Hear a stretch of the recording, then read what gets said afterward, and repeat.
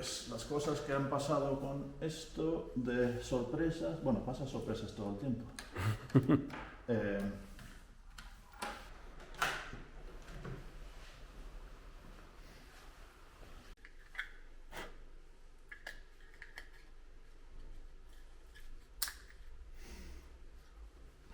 Así que ahora este está en frecuencia amarilla, que va bien porque ahora tengo rojo amarillo. Entonces tiene que ser opuesto, pero si tuviera un rifle al revés, pues aquí ahora lo he puesto en rojo, pero esto se estrica en amarillo. Si hiciéramos los dos, lo pondría aquí y la ta ta ta ta ta ta. No. Entonces, y como les dije, si después estamos haciendo esto y pasa el tiempo y se apaga, el sistema deja de funcionar, pero no es por eso. Entonces solo hay que encenderlo otra vez. Ya está. Entonces ahora estamos con este amarillo y me aseguro que estoy en la dirección buena. Ahí están los lentes que manda la luz. Y ya lo he roto. Lo he roto.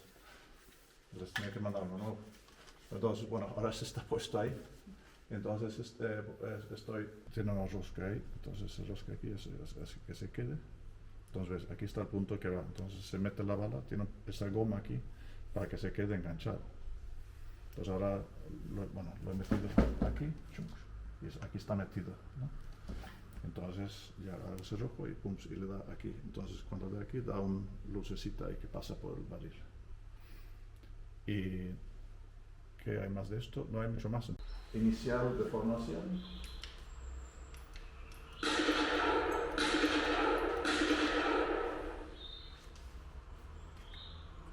Ponemos una cinta ahí.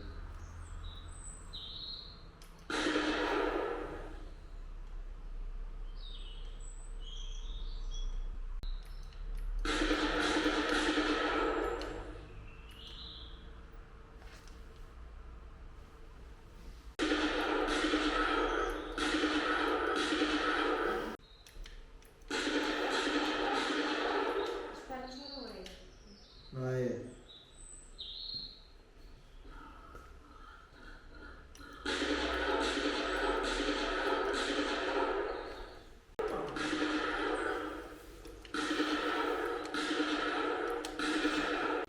Lo hemos parado solo, ¿no? Sí. Cago en la luz de Dios. No, pero voy a subir un poco, bajar un poco más la sensibilidad.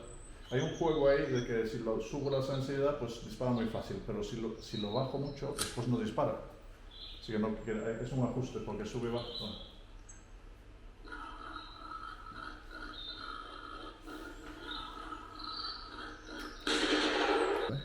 Bueno, como ven aquí, todo el sistema, con los sensores de caja, está hecha para tener el dibujo ahí del jabalí, de matar. Así que te da más puntos por matar a un jabalí que hacer 4 heridos. Entonces eso es lo que hicimos cuando volvemos.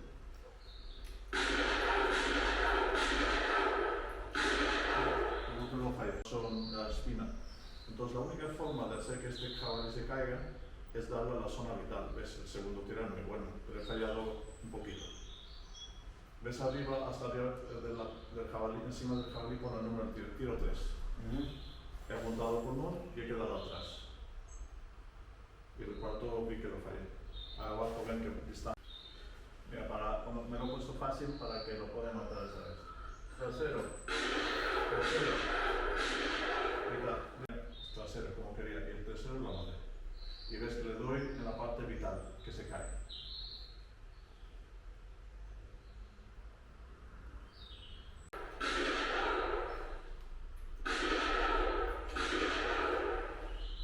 Creo que he visto dado uno. Pero bueno, así que esta vez me he adelantado demasiado, porque sé que aquí hay que adelantar mucho. Voy a hacer otra vez. Voy a adelantar un poco menos.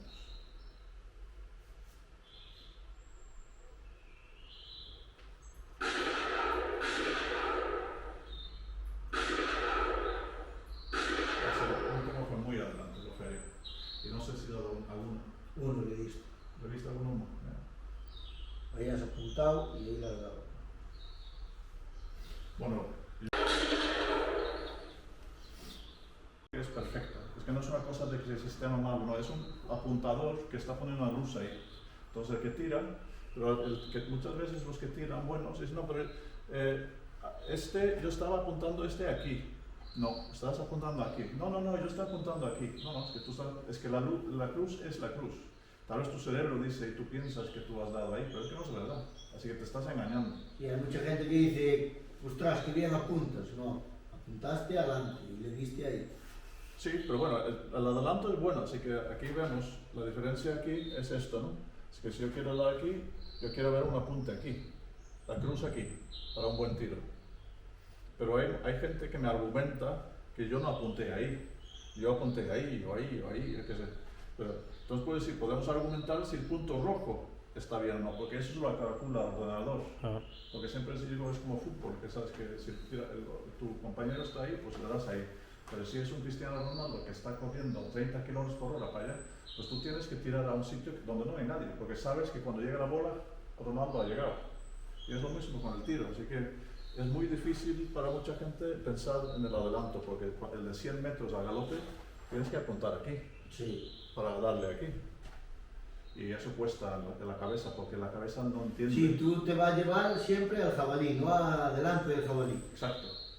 Y por eso, así que esto comparto de, o sea, alguna vez, bueno, como estamos por teléfono da igual, pero si alguien empieza a contar, lo que pueden estar 100% tranquilos es que la cruz es la cruz. Y después habrá que decirlo o sea, amablemente, que es que te estás engañando si tú crees que estás apuntando aquí. Y, ¿qué te voy a decir? Así, entonces, y solo ese hecho hace que el tiro quede atrás. Así que es verdad que tú estabas en ese punto. La cosa es en el milisegundo, cuando tú ibas a apretar el gatillo, hiciste así, porque te estás preparando para el retroceso. Entonces, un profesor que viene, que es una eminencia ahí en Madrid, que se llama Roque Arnal, él dice que para muchos tiradores, para mejorar su tiro, hay que bajarles el calibre. Uno que no tenga tanto retroceso. Así que un perdigón, la gente no se preocupa, estás como que estás pam, no te preocupa el retroceso. Si tú tienes un calibre muy ligero, no te preocupa. Pero cuando tienes un cañón de esos, es que si la gente sabe lo les da miedo. ¿Y por qué ponen un calibre tan fuerte? Porque quieren compensar el mal tiro con un golpe fuerte.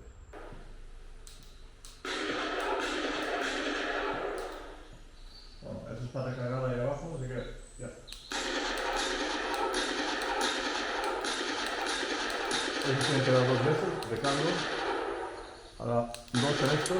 Ups, se me han acabado las balas.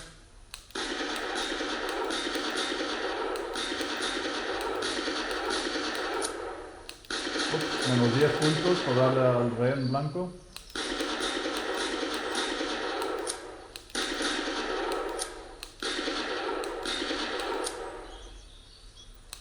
Dos.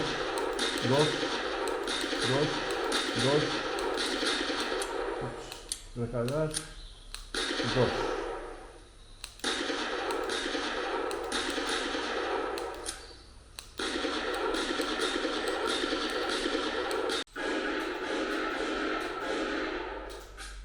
Y ahora voy caminando. Ah, vas caminando. Y voy al número 1, así que aquí no son animales, son como dianas que se mueven. Ah, o sea, vas caminando y te sale la diana y vas al puesto. Mira, aquí pone force y solo de la izquierda, a ver. Bueno, 20 metros. Han fallado todo. Mira, desde día arriba.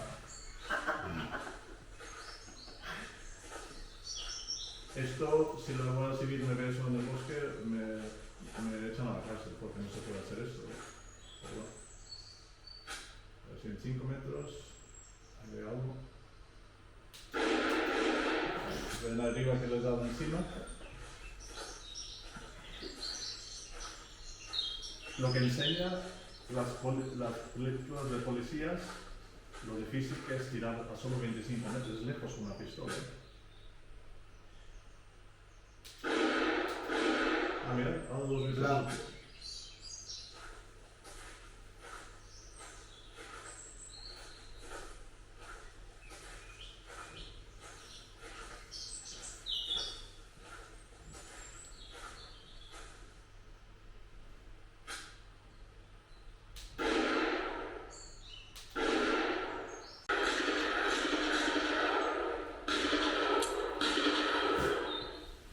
Yo creo que yo lo he matado. Así Yo te lo maté yo.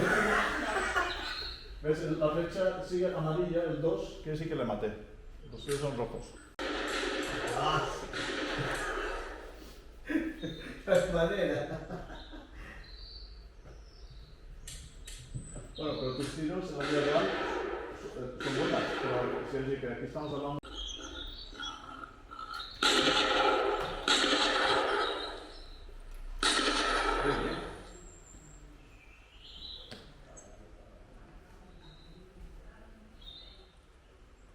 Por arriba, alto. Un poquillo. La ven, Eso es divertido. ahora no me tiro los ahora. Bien. Pero ese déjatelo seco, ¿eh? Mira, en todo corazón. Sí, señor. Pata ya. Vamos a la rama.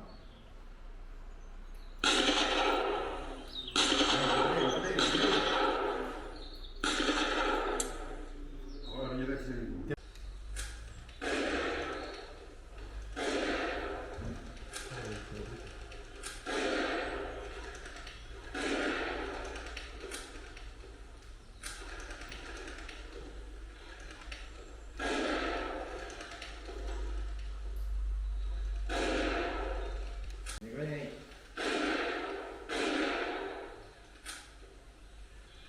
Ahora. Hostia. Vaya chungo. Ya está, bueno. Sí, Miguel se lo viene. Después marchamos antes.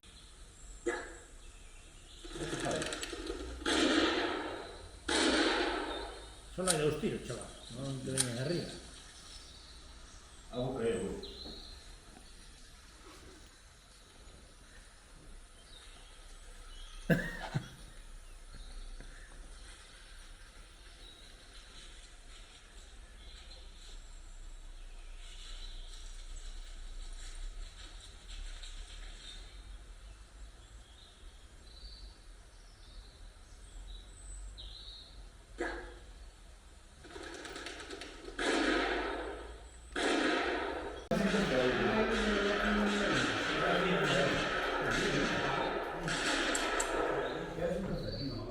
Las patas se han visto.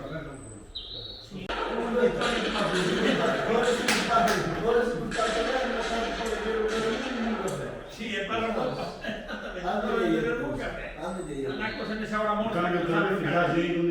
Pero non cae. Estamos ahora y tu camarero está todo yo modelo como está por acá.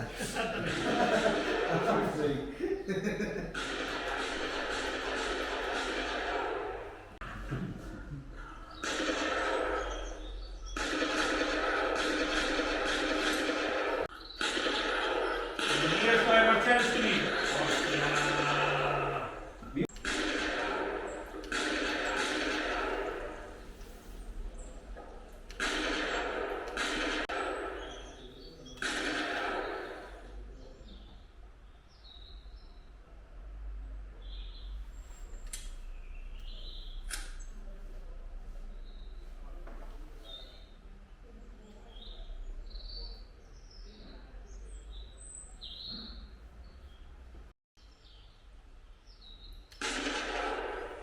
Hostia.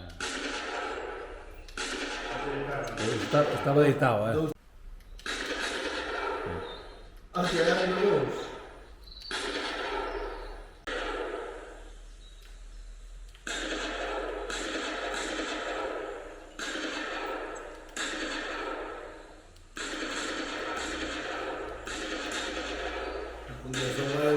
Si o vai o reviento.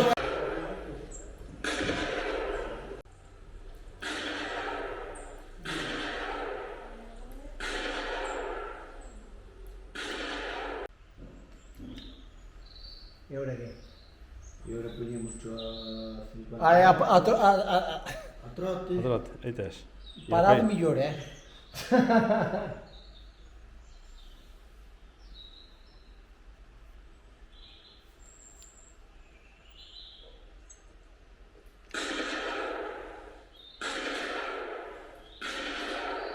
Levanto dos baixos, é verdade.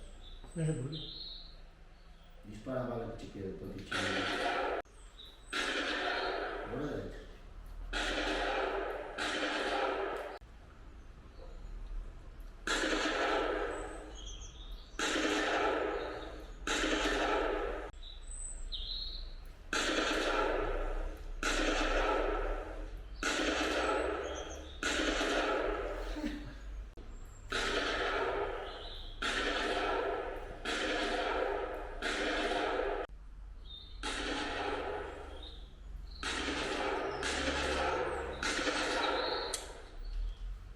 Destino van a ver lo que aquí. Junto ao peteiro, mira, pois estás que ir medio metro por diante logo. Pero si dieron por diante, un metro por diante, a ver un Máis metro. ou menos a mitad do peteiro mesmo, foi. Tío, máis ou menos así, pois. Eu sou primero.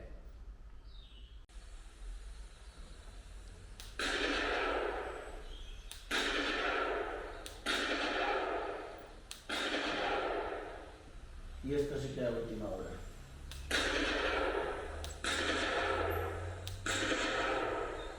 Don José Crespo, alcalde de Lalín, por visitar as instalacións desta cousa innovadora que montamos aquí en Lalín. Moitísimas gracias, Crespo.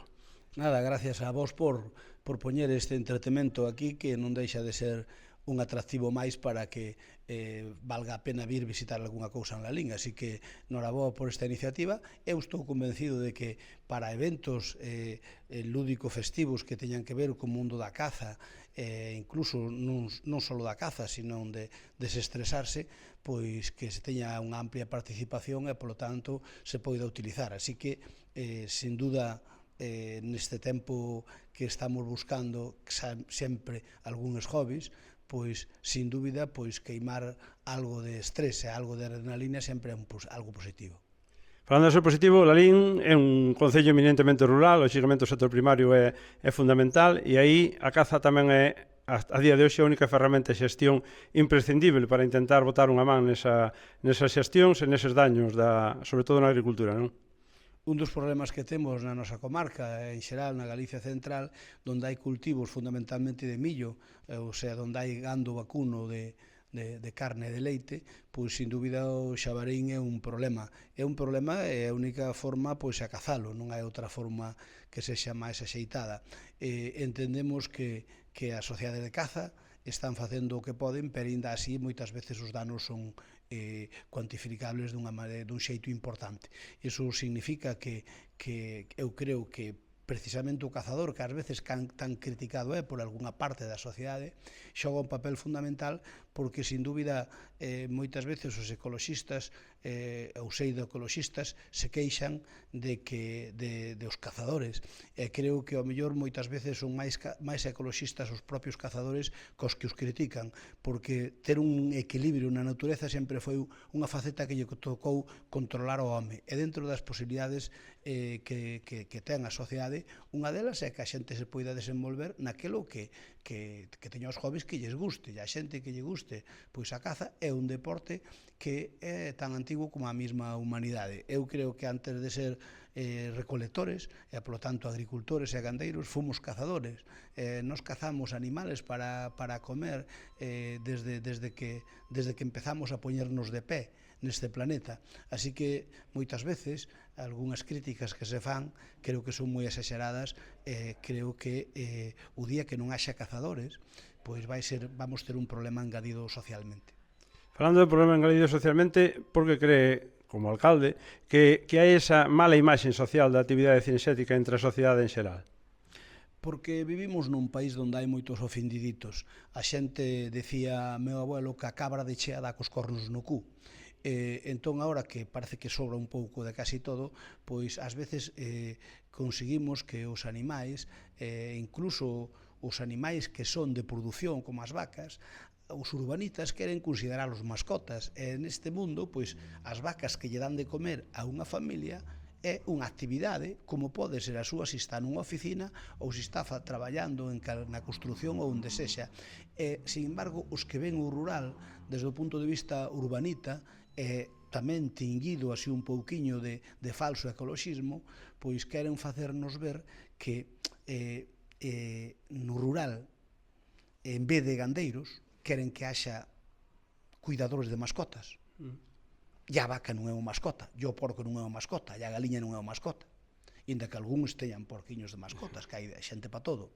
Pero, ao marxen deso, pois pensan que a agricultura é que os agricultores teñen que ser xardineiros, non agricultores, e que os cuidadores de animales queren que sean cuidadores de mascotas. É un erro de unha sociedade que cada paso é máis urbanita, dunha sociedade que quere ter o rural para vir eles desde a cidade disfrutar, sin saber que ali hai xente que vive deso, que é unha actividade importante que necesitan de os agricultores, por de cazadores, para que lle cacen un xabarín e poidan cultivar o seu millo, que necesitan, en definitiva, para que haxa un equilibrio, necesítase que haxa esa actividade que sempre houve desde sempre nas zonas rurales. E os urbanitas teñen que entendelo. E a xente que non é urbanita e que vive no rural, pois tamén ten que entender o que é unha forma de vida que non é un invento noso de última xeneración, sino que leva funcionando desde os tempos inmemoriales. Xa nas covas de Altamira aparecen ali persoas humanas cazando bichos. Por lo tanto, cazaban, é certo, para alimentarse, non para xovi, pero que non cabe dúbida que é unha actividade tan antigua como a propia humanidade. Como digo, mesmo antes de ser recolectores, agricultores, foise cazadores. E así como se desenvolveu o ser humano, hasta que comeu proteína non se desenrolou o cerebro dunha maneira axeitada. Por lo tanto, bueno, algúns, pois, eu entendo que irá haber que dentro da súa liberdade, que haxa xente que se van a gloria de non probar a carne e por aí, pero o home é carnívoro. Pero mellor é por eso, porque nunca a probaron. Independentemente deso, que está claro que o rural galego ten un potencial importante e se chegou hasta os nosos días tal como está, é gracias á intervención do home, e sobre todo, fundamentalmente, do home que vive no rural. Sin dúbida, o máis ecoloxista que hai no rural é precisamente a persoa que vive ali, que foi cazador, que foi troiteiro, e que había troitas porque os ríos tratábaos como lle pareceu a ele, como herdou el de vello, non como agora que cortas unha pola ao pé dun río e metexe 30.000 euros de multa, porque algún urbanita fixo unha norma para eles en vez de facela para os que viven ali. Entón, pois, bueno, eses que queren que os ríos están todos cheos de brizo e que non entra o sol prácticamente neles, que cando entraba o sol nos ríos había troitas, porque o río necesita sol, pero antes os agricultores limpaban os ríos da beira. Agora non podes limpar unha beira dun río, por que? Porque un señorito, urbanita, que estudiou 4 ou 5 leis, se lle dou por agarrar e facer unha norma dicindo que non se pode cortar algún que outro. Eu non digo arrasar con todo, pero sí cortar o que sempre se fixo nas beiras, nos márxenos dos ríos, cando había troitas, cando éramos rapaces había troitas cenidas. É certo que agora hai máis contaminación cada que elas, de acordo, pero tamén os ríos estaban cuidados polos que cuidaban as beiras dos ríos. E agora, pois, nin se lle deixa, e se algún comete a desfachatez de cortar un aveneiro máis da conta, pois pode ocurrir que o que ganou en todo o ano non lle chega para pagar a multa. Co cal, esta desproporción, esta idiotez na que vivimos agora, pois resulta complexa, pero pouco a pouco tamén eu creo que a xente se irá dando conta, porque a historia é cíclica e repítese. Por lo tanto, sí creo que algún día se darán conta de que para cuidar o rural, para cuidar o que non é cidade, pois hai que facer como se fixo sempre. A palabra clave sempre sale á palestra que se chama xestión, é dicir, tanto dos ríos como a do monte. E falando desa xestión, temos a veces tamén atrancos, por que non decirlo, administrativos ou legales, como pode ser ahora mesmo que a intención de intentar xestionar as poboacións de lobo, que pouco a pouco, pois, lóxicamente, están empezando a causar xa demasiados daños e tamén sempre sobre os mesmos, sobre eses habitantes do rural que son os que teñen que ter as poboacións de vacas ou de ovellas para alimentar o lobo, porque o lobo é moi bonito, pero hai que darlle de comer. Entonces, bueno, ese estatus que últimamente lle acaban de dar desde o Goberno Central de especie protegida, pois ven un pouco a incidir no mesmo, non, Crespo? O lobo é un animal para os galegos especialmente, para toda a correxa cantábrica, pero para os galegos é case un animal, case se podría decir que mitolóxico. Nacemos donde che metían medo co lobo. Nacemos donde o lobo comía de vez en cando algunha ovella, podía comer algún becerro, e comía o que se botaba moitas veces no monte, que agora non se pode, e, polo tanto, cando morría unha vaca ou un becerro, pois íbase botar ao monte. É o que facía a maioría da xente, e ali comían os lobos. Eso hoxe, obviamente, pois non se pode facer, as normas que rixen agora mesmo socialmente pois non o permite, E iso significa que o lobo de vez en cando faga danos importantes. E o lobo sempre conviveu co ser humano e debe seguir convivindo. E ten que haber un equilibrio. E para que haxa ese equilibrio, pois lóxicamente non hai que facerlle unha especial protección. O lobo está protegido e sempre estuvo protegido de algún xeito, pero cunha protección simple, normal. A protección que lle meteu o goberno, especialmente facendo fincapé en Europa para metelo dentro do lespre, que son esas de especial protección, o lobo tiña que ter protección, pero non especial protección.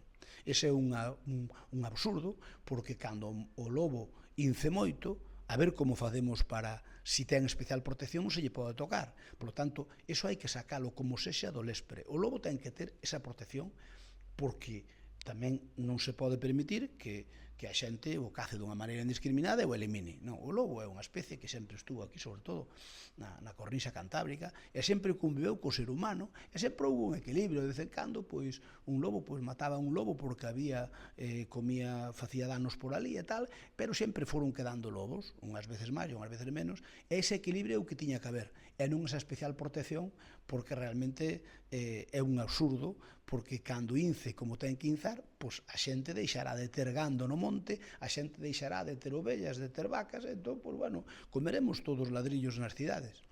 O que está claro é que a protección que tiña o lobo, pois, venlle moi ben, porque está demostrado que as poblacións aumentaron, polo tanto, é dicir, estábase conservando as poblacións do lobo na súa xusta medida. Xa para non sacarlle máis tempo, aparte de poder vir a Lalín a disfrutar aquí do campo de tiro virtual, pois, aproveitamos para que o que teña dudas, que lle diría o alcalde de Lalín para que se chegue a Lalín? Ben, Lalín é un pobo que está nunha encrucillada de camiños, somos o kilómetro cero de Galicia, é un pobo que se chega facilmente desde calquer punto de Galicia. Desde aquí a dúas cidades como é Ourense e Santiago hai media hora, e o resto das cidades estamos unha hora de todas. Hoxe unha hora en coche, prácticamente por autopista ou por autovía, pois é fácil de ir, por tanto, acercarte a Lalín, o máximo que podes tardar é unha hora. Aquí comese ben, aquí temos unhas paisaxes fantásticas, temos uns ríos fantásticos como o Deza, o Asneiro, ou o Arnego, temos uns montes como o Faro, o Candán, ou Carrio, donde podes disfrutar de monte, podes disfrutar de río, podes disfrutar dunha particular ruta do románico, porque somos un pobo con moito románico, podes facer unha particular ruta dos castros, somos o concello que máis castros ten de Galicia, e, polo tanto, de España, e amamos, e, polo tanto, podese combinar algo que sempre é imbatible, que é facer ou senderismo, ou montar en bicicleta, ou a cabalo, si tes onde e con quen, e logo, pois, podes, aparte de disfrutar da natureza que temos, pois podes restaurarte comendo moi ben en Lalín, porque non só o cocido é o noso plato rei, e a xente case é obligado a vir unha vez ao ano, polo menos comer un cocido desde outros puntos de Galicia, pero aparte do cocido temos outras viandas moi boas, e aquí, pois, temos dos mellores queixos, o mellor pan que pode haber en Galicia, e desde logo todos os produtos derivados do porco e da tenreira. Por lo tanto, a min gustaríame que no futuro, como quedamos moi ben comunicados, que de paso que se veña a fazer aquí actividades comerciales, industriales, de todo tipo, e de ocio, pois que o turismo, tendo en conta a pata gastronómica, que fora algo vital para o noso concello. Que o turismo levamos loitando desde hai tempo para que sexa a terceira pata económica do noso concello, e a xente que lle gusta visitar museos, que veña aquí ver os nosos museos, e que veña ver o que hai aquí de bo, e que veña, sobre todo, disfrutar de natureza, porque ao fin e ao cabo é o que temos no interior de Galicia. Bueno, pois non entretemos máis, só nos queda felicitalo, porque en todo eso que hai bo en Lalín, o alcalde tamén terá algo que ver, e, como non, agradecerlle a visita e a inauguración desta nova instalación de campo de caza e tiro virtual, e, bueno, volveremos por Lalín con moitísimo gusto, e damos fe de que todo o que acaba de decir o señor alcalde quedase corto, porque aquí cómese de maravilla, e hai algo máis importante todavía, que é que nos tratan como na nosa casa. Moitísimas gracias ao señor alcalde. Pois moitas gracias a vostedes e enhoraboa. Montas o aquí e disparas. E agora, empezan a seguir falar iso.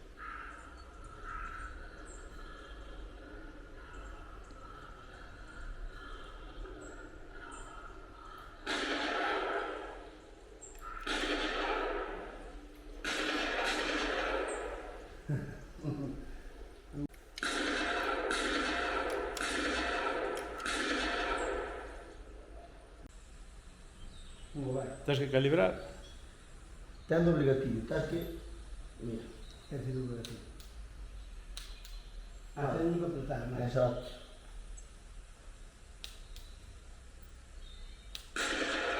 Agora, cando ti vexes conveniente, darlle ok, cando vexes que está ben calibrado ou penses que está ben calibrado. E as dianas, as blancas e as marróns. As blancas un tiro, as marróns dous. Vale.